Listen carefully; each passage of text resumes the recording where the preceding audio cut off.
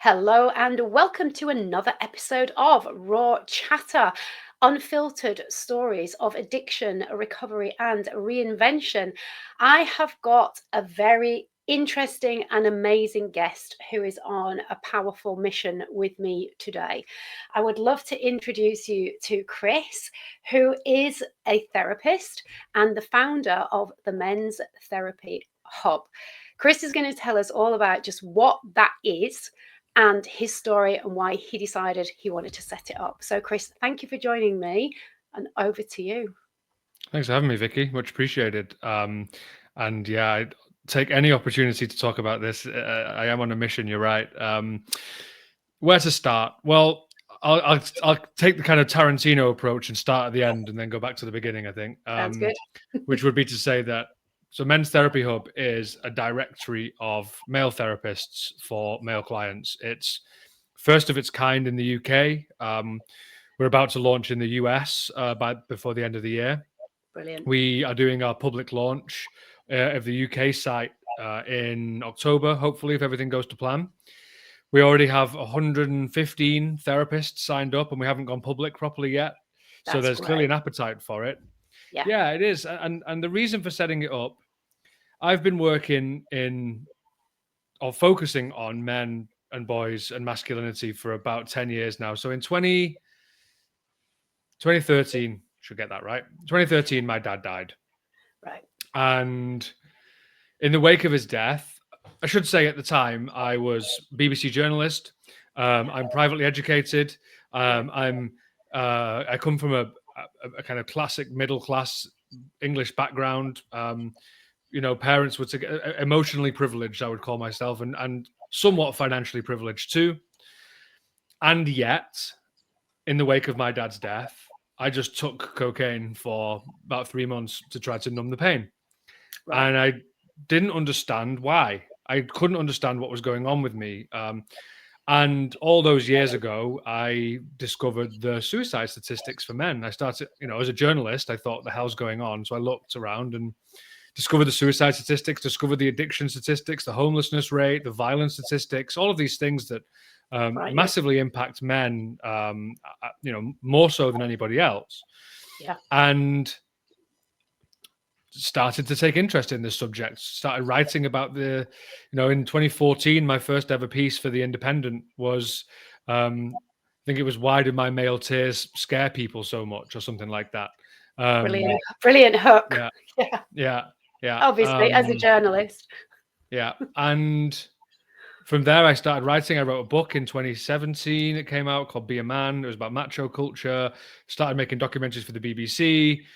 But over the course of the time I worked at the BBC, it went like election, Brexit, election, COVID. And I just got tired of talking about these same things. And there wasn't space on the agenda for the stuff I wanted to talk about. And I wanted to find something different. So post-COVID, some stuff happened in my life that wasn't so fun. And I took a look at what I was doing. And around about 2018, my talking work had started really picking up, going into schools and businesses. So I launched an organization called Empath, which is M-Path, which is a cheesy play on words. It's about men, but it's about empathy. Yeah. And about this recognition that as a society, what we're doing currently is, understandably, we're telling men, hey, men, you need to understand what it's like to be Black, to be a woman, to be queer, which I am, to be disabled. And it's like, well, hang on a second. We're asking men to do something and then shaming men for not being able to do something that they've never been trained to do. Like, we literally can't do these things because, with my clients, with my therapy clients, I use this example. Like, I'm going to give you a trombone and ask you to play a jazz solo on it. And if you can't play it, do you feel ashamed of the fact that you can't play it? Well, no, because no one's ever taught you, but we are made to feel shame for this. So then I went traveling after a relationship ended, and I met a friend called Annie. And she's actually your pocket therapist. She's like a 500,000 followers on Instagram therapist. She's amazing. And she said, well, why don't you put your money where your mouth is and become a therapist? And now I hadn't even considered that therapy was a job that I could do. Right. it had never crossed my mind. And obviously I'm just like, I can't be a therapist. What are you talking about? Like, I'm an idiot bloke. Like, I can't be a therapist. And she was like, well, no, there aren't enough male therapists.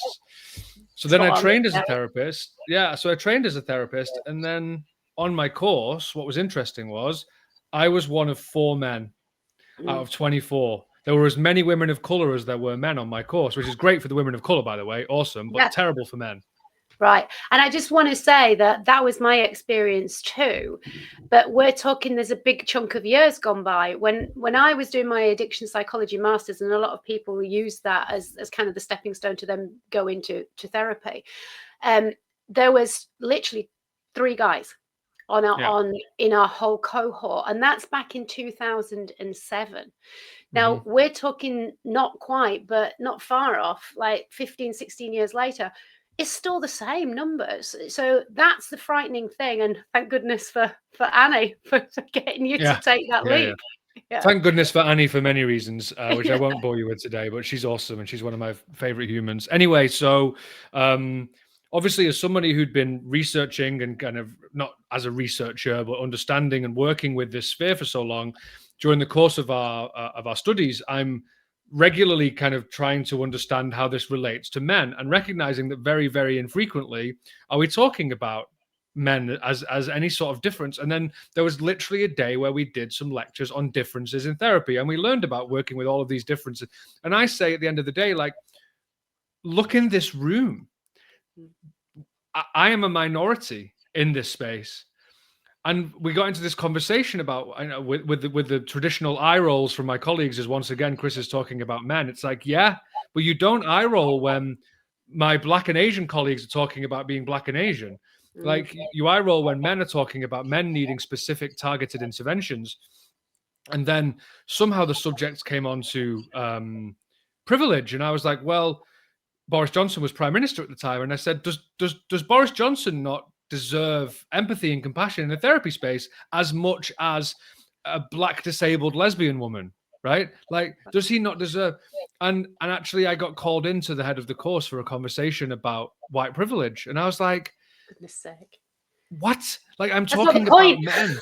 No, exactly. It wasn't the point, but it all solidified this thing in my mind of like, for the first time in my life, I experienced what it was like to be in a minority and to not be allowed to speak my experience, basically, or my disgruntlement at the lack of focus on people who are like me. Crazy. And it's very rare that I get to say that as a privately educated middle class white English guy, you know. Right. So after my course finished, I got married. I moved to Denmark, which is where I live now. I live in Copenhagen, and I was really annoyed with myself because I was like, okay, I'm going to move to Denmark and I'm just going to have a chill out because I've worked really hard the last many years to train as a therapist when I build. And then one day, just out of the blue, just this shot of inspiration came, and it was like men's therapy hub, and I was like, fuck. Okay, well, I guess I've got to do that now. Yeah, exactly. I guess I've got to do that now. And this is not about saying that men are better therapists than women. This is not about saying that men are better therapists for men. This is about saying that the UKCP says 20% of psychotherapists in the UK are male. Yeah. About fewer than a third of therapy clients globally are male. And that needs to change. Because I agree. Yeah, totally. Because we need to get more men into therapy on both sides of the sofa. And to me, it's about, you can't be what you can't see. When I used to work at the BBC, a friend of mine who is Black, he got a job as a presenter, and he always felt like he'd been fast tracked by the BBC because of the color of his skin. And I said to him years ago, I was like, yeah, so what? So what? Because now there's a young kid sitting at home that can see your face on the TV rather than mine. And a young Black lad can go, oh, I can do that. Right. So exactly. Was he the best presenter in the world to begin with? No. I mean, he's done really well now. Like, the whole point of this is we want to encourage more men to engage with their mental health. Well, how can we do that if we don't normalize the fact that men are or can be the container for that, to hold that space? Yeah. So And this men's is therapy. why I wanted to reach out to you, because this is so powerful. And I think, if we've got when we think about the audience that we have, just the majority of people who listen to podcasts about this kind of stuff, again, we're going to be potentially talking to more women than we Yeah, are men. However, these women do have men in their life. And oftentimes it's just sparking that conversation. And yeah, I know that for the work that I do, there are certain people that who are males who come to me, and I know that they do not need a female therapist. It's not the best type of person for them. They need a male therapist. And from my point of view, struggle to find somebody who I think is good for them, because as you say, it's really difficult to find. And this is why I absolutely love what you are doing, because you've got a directory now of therapists who are available, but also just saying to guys, you are equally as important, and your mental health, actually, from the stats, is freaking scary, isn't it? It's particularly for male suicides. yeah. And addiction, and yeah, Yeah, and well, and one of the saddest things I think is that the research shows 50% of men drop out of therapy prematurely. wow. And on average, that's around about 2 sessions. Shit. And again, the research shows that the main reason that men drop out of therapy is because they don't feel like they are understood by their therapist. Get And it. I'm Yeah. sorry to say, Vicky, but like, who am I most likely to feel understood by? I'm most likely to feel understood by someone who looks like me and thinks Correct. like me and Yeah. has been socialized like me. And the frustrating irony of all of this is I haven't yet heard about any therapy course that implements a module or a training about working with men. That's mad, isn't it? And yet all of psychotherapeutic theory is grounded in that our Male. socialization is what affects our presentation in the present day.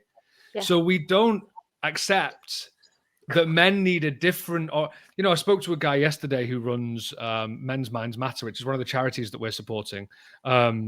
And he said it may not be that the intervention necessarily needs to be different, but the approach and the language and the dynamic in the room, Has to like I be. say to my clients, like, I'm going to speak to you how you're used to being spoken to. So I'm going to be direct. I'll be challenging. I'll add in some empathy and compassion, which you're not used to, and you'll have to get used to it because that's part of the challenge. But I'll Yeah. also call you on your bullshit, and Mm. I'll swear, and we'll laugh at how hard this is sometimes.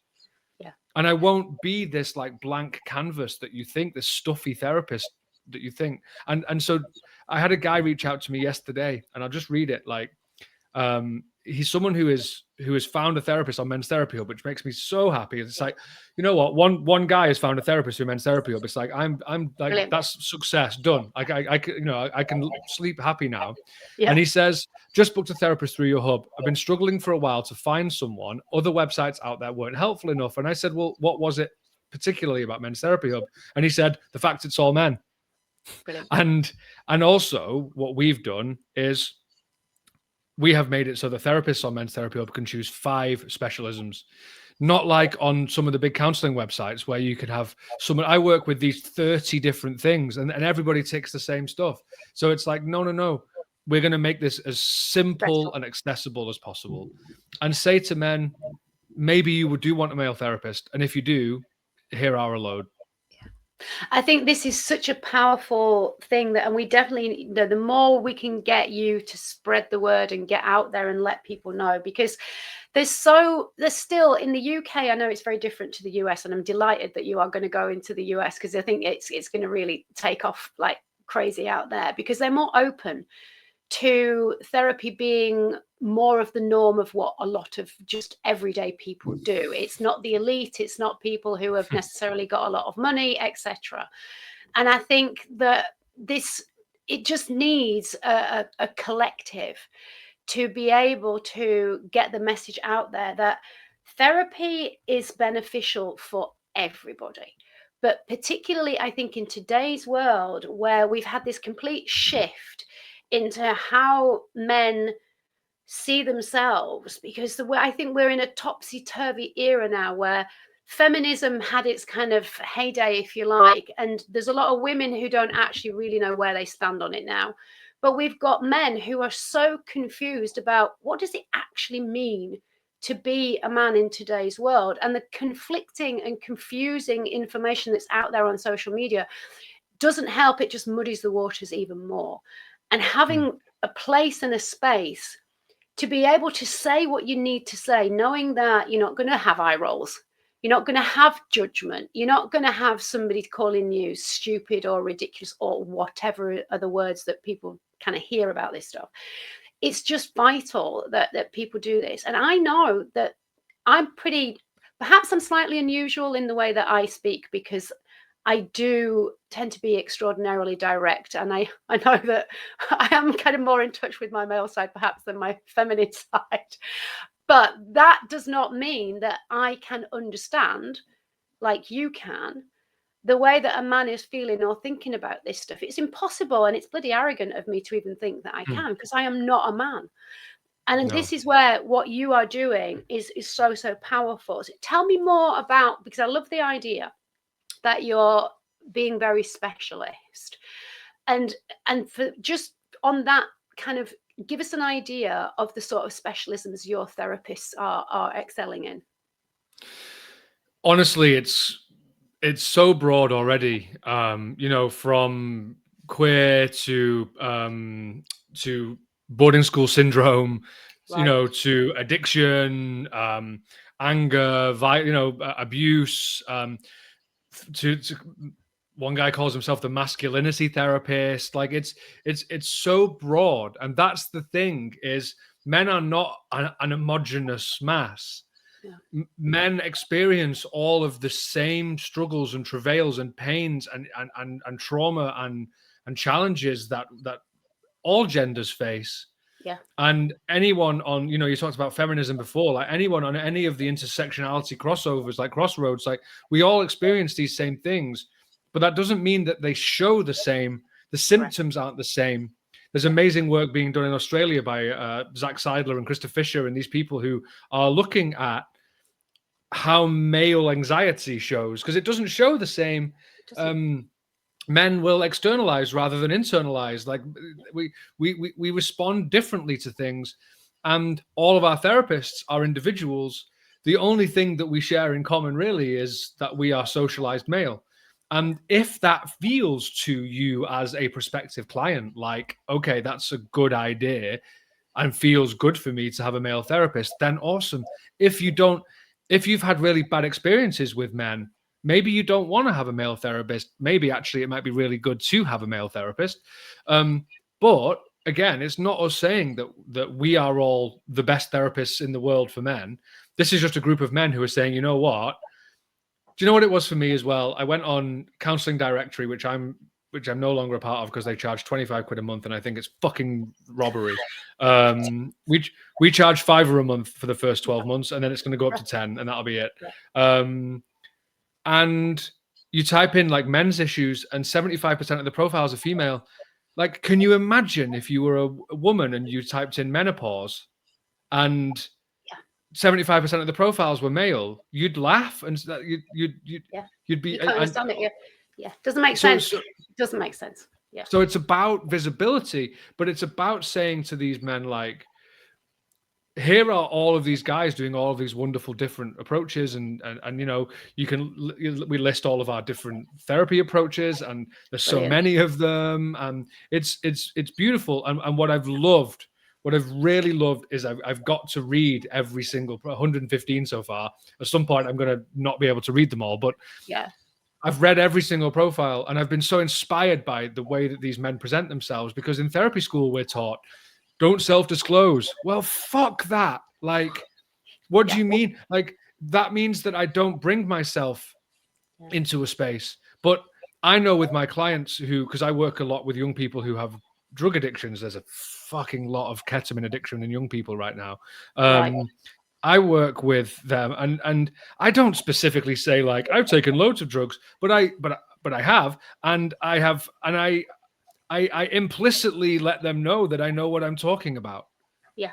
right? And you don't have, as you say, and this is where I remember it as well. And it's some of which is why I'm a coach and not a therapist, because a lot of what was being told to me as the rules and blah blah blah blah blah, my brain was just like, this is just not making sense to me. It's not computing that No. on a human to human level.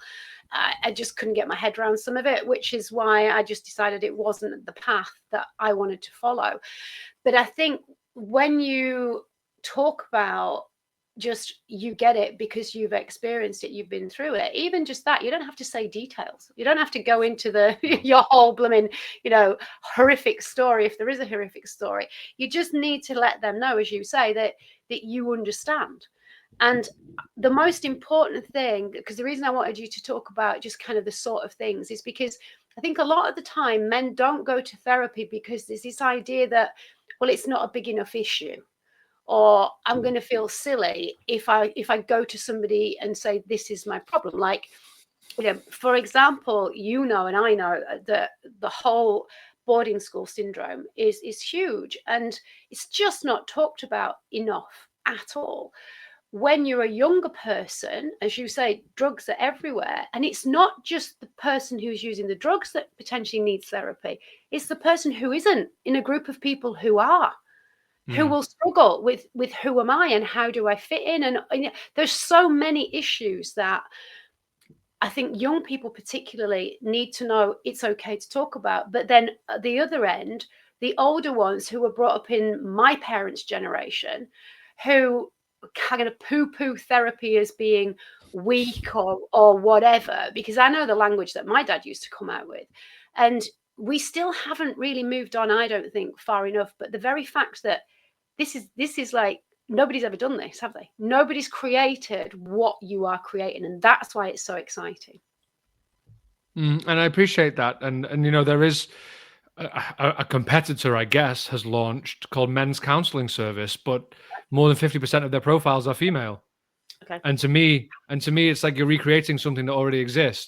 Yeah. And I support that. And maybe some men will find some help through it and find some, but that's great, like awesome. But to me, it doesn't address the specific need, and the specific need is to create a space that's by men for men. Right. And I think that is vital. And yeah, we culturally we are increasingly telling men that they need to do this work, but there are still not enough places that normalize this. Correct. And I was speaking to I've been doing a lot of podcasts because we're about to launch our own, obviously, for Men's Therapy Hub. So I was speaking to the head of James's Place, and James's Place is a place where men who are at risk of suicide go for emergency therapeutic help, basically. And what she said was, which was so sad but also so enlightening, was the biggest pushback they get from any men who come into their service. And bear in mind, these are men who have accepted that they are suicidal. Right. The biggest pushback that they get is these men saying, there are people out there who are more worthy of this care than me. I shouldn't be here. Right. And it's like, fucking hell, dude, you're about to kill yourself. Like, this is how bad it gets for men, that the men who are about to end their own life still don't think that they are ill enough to deserve treatment. And yes, we as men have to take responsibility for the kind of generational trauma that has created that. But that's why I think as men, we also need to stand up and say, hey guys, no, this service is for you, and it's specifically been designed for you, and you are here because you need it. And that's what I tell my clients, the same thing. Like, just because when people come to you, because obviously we want to know how we can help you to spread the word more, because the person listening who is going, absolutely, right? Obviously, we're going to put the links to the directory in the show notes. And if you're watching on YouTube, it will be in the description. There'll be clickable links. But what else can people do? And what is your overall bigger mission? What is it that we can collectively do to help to make people recognize that it's a service that more and more people need and can access. And how do we help to remove the stigma? Yeah, I mean, if I had the answer to that, I'd be a wealthy man. But what we can do is it's kind of what I said before, which is we are hoping to encourage more men into therapy on both sides of the sofa to Yeah, try to normalize that we as men can be. Do you know what, Vicky? I yeah, have this all the time, right? I'm 6'3", 115 kilos. I'm a bit too heavy at the minute. 115 kilos. I'm a big guy, right? Privately yeah. educated, overly confident. People say to me all the time, "Oh, I'm so surprised by how emotionally available you are." Which I'm like, is that a compliment? Don't know Like, what that is. thanks.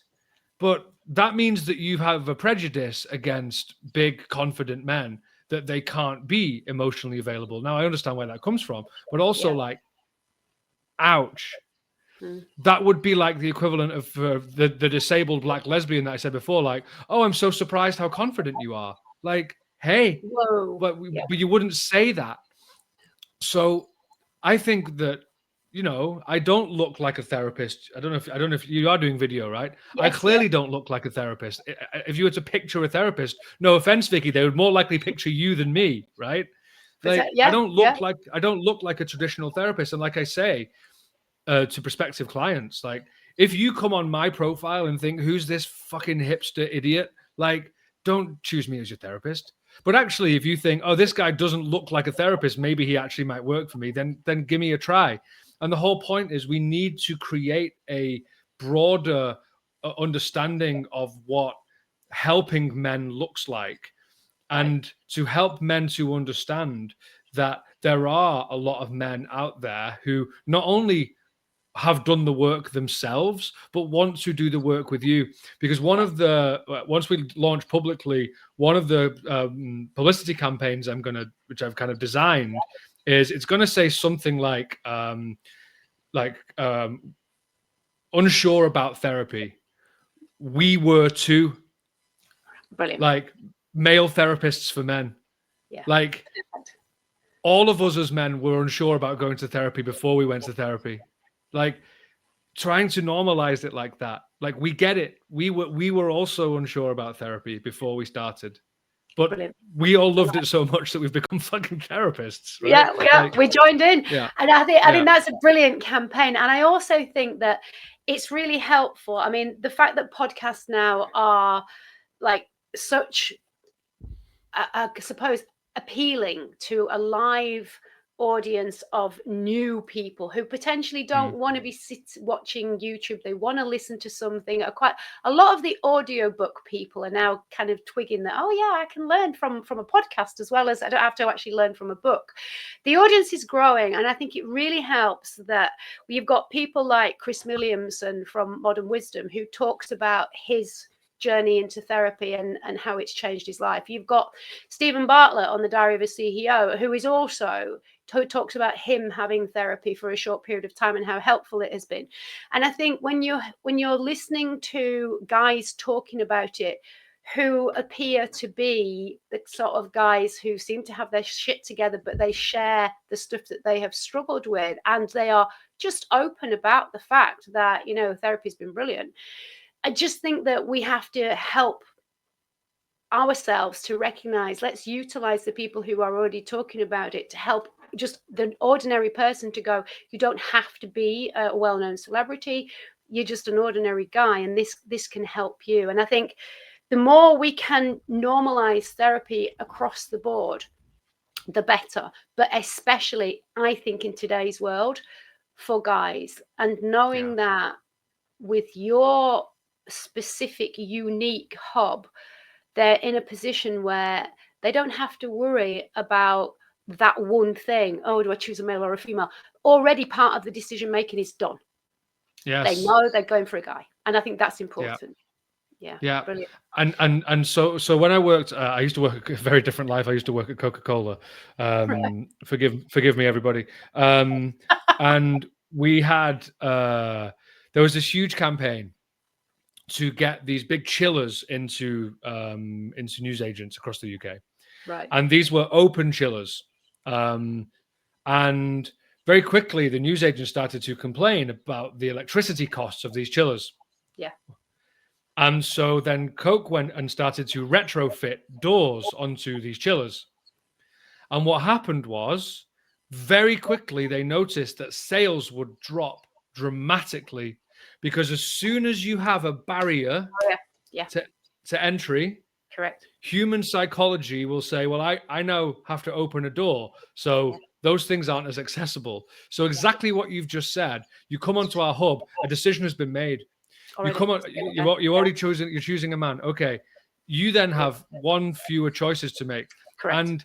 And also, that's why we're doing the 5 specialisms thing. I That's love why it. you've got Yeah. 600 characters to write about me and 600 characters to write my approach with men. If you can't sell yourself in that time, Yeah. then you're not going to make a sale, Correct. because humans don't have time. Honestly, if you go on like Counseling Directory now, the amount of information you can put on there is absurd. So actually, what we've done on our directory page is a button that Flip it. says how do I choose? Yeah. And it basically says a few things, but also trust your gut, try someone out, like have a 15-minute call, because most therapists I do offer a free 15-minute call. And Perfect. probably about 2/3 of the guys that I have a call with will go ahead with me, but that means a third don't, and that's good. Correct. Because that means that I wasn't the right therapist for them. Yeah. So it's about making the process as simple as possible, because I've said this with my work for years, working in schools in particular, to the teachers, is if you start using words like patriarchy, if you start saying toxic masculinity, you lose them. The boys, Yeah. they will Switch take off. an off ramp. The second you give them an off ramp, they'll take it.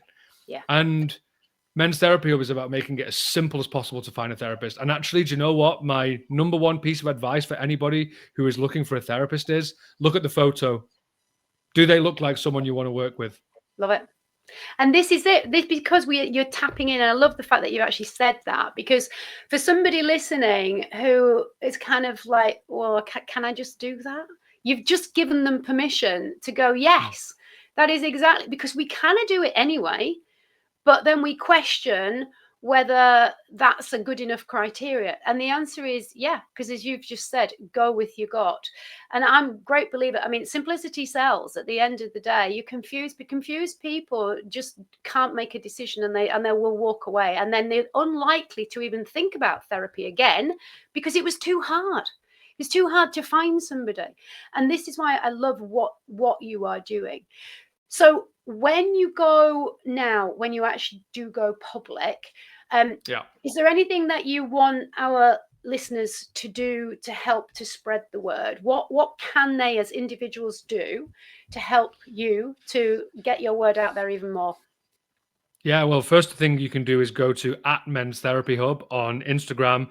Soon, TikTok, we exist, but we haven't done anything on there yet. Right. And YouTube. Please subscribe and like and share our content. And on LinkedIn, search Men's Therapy Hub. We're on there. Yeah. Most importantly, we're going to be launching a podcast called No Man's an Island. Love it. And we will be putting those episodes out. So if you can find that, then please listen to that, share that with men in your life, subscribe to it. But most of all, go to menstherapyhub.co.uk.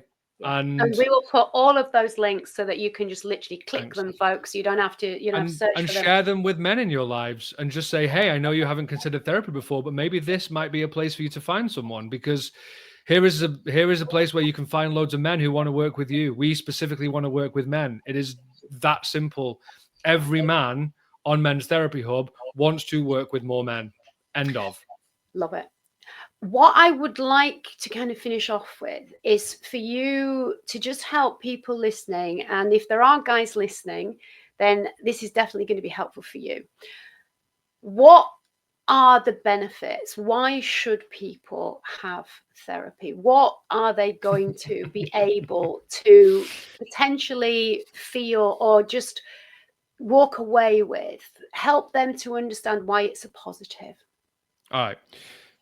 So what I'll do is I'll kind of run through what I do in one of my introductory sessions, which, as well as talking about the work that I do, is I say this. I say, if you go forward with this, I am going to tell you now, this will get harder before it gets easier. And sometimes I make a joke like, it'll get harder before it gets easier. I'll give you your money back.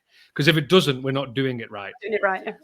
And I used the gym analogy of, if you haven't exercised for 10 years, suddenly you go to the gym, day 4 of exercising, your body is like, what the fuck are you doing? Like, this is just pain. It gets harder before it gets easier. And I also use like a snakes and ladders analogy. It's like, some days you're going to be feeling good, but some days you'll hit that huge snake in the middle of the board. But don't forget, you're still on the board. Like, you've started the process.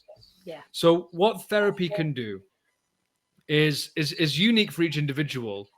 However, what you do is you can bring, for the first time probably ever, all of the challenges and pain and difficulties that you have held inside as a man for your entire life, probably from like 5 or 6 years old onwards, and present them to a human, in this case, a man, if you use Men's Therapy Hub, who will not judge you for those things.